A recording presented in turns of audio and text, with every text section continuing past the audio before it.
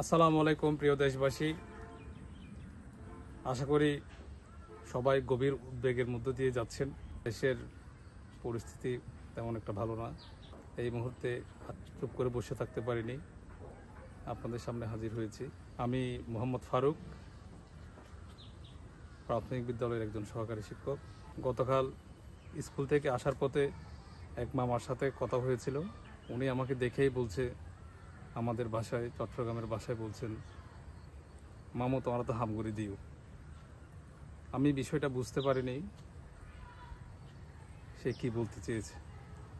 আমি ওনাকে জিজ্ঞেস করলাম, মামা আপনি কি বলতে চেয়েছেন বুঝতে পারিনি। তো উনি আমাকে আবার বলছে যে কোটা আন্দোলনের কথা। উনি বোঝাতে চেয়েছে আমার চাকরি হয়ে গিয়েছে, কোটা আন্দোলন নেই, আমার কোনো মাথা ব্যথা নেই, ওটা উনি বোঝাতে চেয়েছেন। এটা শোনার পর থেকে আমি কিন্তু নিজেকে সামলে রাখতে পারছিলাম না। নিজেকে খুব বেশি স্বার্থপর মনে হচ্ছে। আমি কিছু বলতে পারতেছি না, আমি কিছু করতে পারছি না। কোটা আন্দোলনের সাথে যোগ দেওয়ার কোনো সুযোগ নেই। ঘরে এসে ফেসবুকে স্ট্যাটাস দেওয়ার জন্য, ফেসবুকে কিছু বলার জন্য অনেকবার মোবাইল হাতে নিয়েছিলাম, কিন্তু আসলে কি বলবো, কি বলা উচিত, আসলে বলবো কি না, ওটা নিয়ে অনেকবার চিন্তা করে আবার রেখে দিয়েছি মোবাইল। শেষ পর্যন্ত চিন্তা করলাম না, আসলে আমার কিছু বলা উচিত না, বললে সেটা কেমন যেন অত্যন্ত স্বার্থপরতা দেখায়।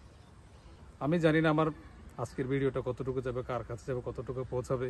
আজকের ভিডিওটার উদ্দেশ্য হচ্ছে বঙ্গবন্ধু কন্যা, মানবতার মা জননেত্রী শেখ হাসিনার কাছে আমার একটা বক্তব্য তুলে ধরা, আমার একটা চাওয়া, আমার একটা পাওয়া ওনার কাছে পৌঁছে দেওয়া। আমি যখন অনার্স মাস্টার শেষ করে 2018 সালে বের হয়ে যাই, তখনই ঘোষণা আসে প্রথম শ্রেণীর কোনো চাকরিতে কোটা থাকবে না। অত্যন্ত খুশি হয়ে বিসিএসের জন্য প্রস্তুতি নিই। শেষ পর্যন্ত বিসিএস পাশ করি। আমি একজন 41 বিসিএস নন ক্যাডার। সবচেয়ে বড় কথা হচ্ছে বিসিএস পাশ করেছি, এটা হচ্ছে আল্লাহর কাছে শুকরিয়া। এখন আমাদের ঘরে আমরা দুই ভাই সরকারি চাকরি করি।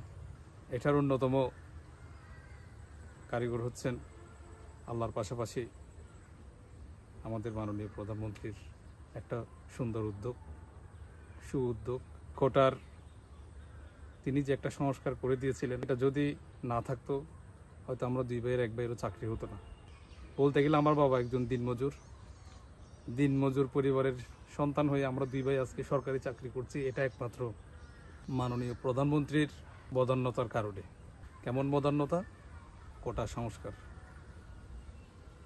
আজকে প্রাইমারিতে কোটার পাশাপাশি তিনি যে মেধার যে বিবেচনা করার যে সুযোগ দিয়েছেন, ওই কারণেই হয়তো আজকে আমার চাকরিটা হয়েছে।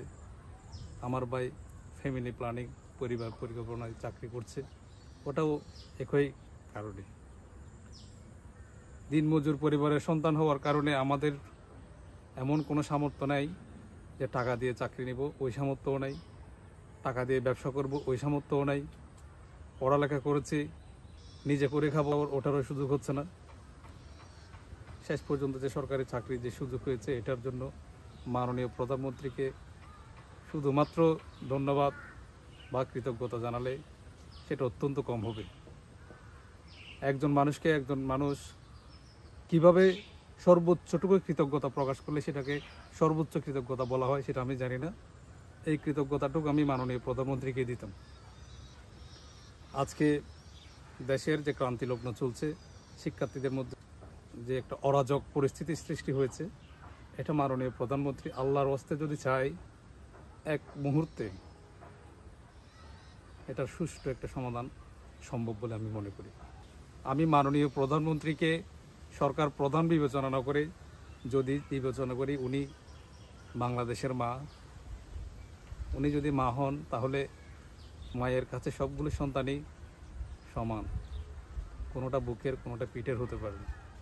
মুক্তিযোদ্ধার সন্তানদের জন্য কোটা আমি অবশ্যই আজকে না, আরও 50 বছর পরেও আমি বলবো যে রাখার জন্য। যদি একজন মুক্তিযোদ্ধা আহত হয়ে পরিবারে বোঝা হয়ে থাকে, পড়ে থাকে, তাহলে তার সন্তানকে কে দেখবে? এটা দেখার দায়িত্ব শুধু সরকারের না, এটা সমগ্র বাংলাদেশের জনগণের দায়িত্ব বলে আমি মনে করি। মুক্তিযোদ্ধা সন্তানদের জন্য যে কোটা ছিল, আজকে মুক্তিযোদ্ধার সন্তানরা, আমার মনে হয় আমি যেটা দেখতে পাচ্ছি সমাজে, মুক্তিযুদ্ধের সন্তানদের অবস্থান সমাজে খুব ভালো। তাদের সন্তানদের অর্থাৎ মুক্তিযোদ্ধার নাতি নাতনিদের কোটাটা আসলে শুনতে কেমন জানি বেমানান মনে হচ্ছে। পিছিয়ে পড়াদের জন্য নির্দিষ্ট সংখ্যক কোটা রাখা যায়। আজকে হয়তো অনেকে নারী কোটার কথা বলছে। আজকে আমরা সবাই যদি খেয়াল করি, নারীরা কিন্তু পুরুষদের চেয়ে শিক্ষা দীক্ষায় অনেক বেশি এগিয়ে। আজকে ইউনিভার্সিটিগুলোতে দেখেন নারীদের সংখ্যা বেশি। তারাও তো কিন্তু সেখানে প্রতিযোগিতামূলক পরীক্ষায় অংশগ্রহণ করে পাশ করেই কিন্তু সেখানে সুযোগ পেয়েছে। তাহলে বিসিএসে তাদের জন্য কোটার আমার মনে হয় না ব্যক্তিগতভাবে দরকার আছে। আমি মনে করি মাননীয় প্রধানমন্ত্রী জননেত্রী শেখ হাসিনা মানবতার মা, মাদার অফ হিউম্যানিটি, উনি যদি চান তাহলে এই সমস্যা একটা মিনিটের মধ্যেই সমাধান হয়ে যাবে।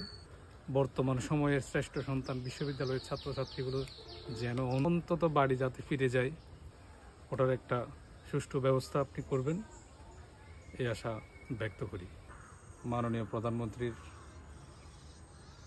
সুস্বাস্থ্য দীর্ঘায়ু কামনা করে আমার কথা এখানেই শেষ করছি। ধন্যবাদ সবাইকে। আসসালামু আলাইকুম।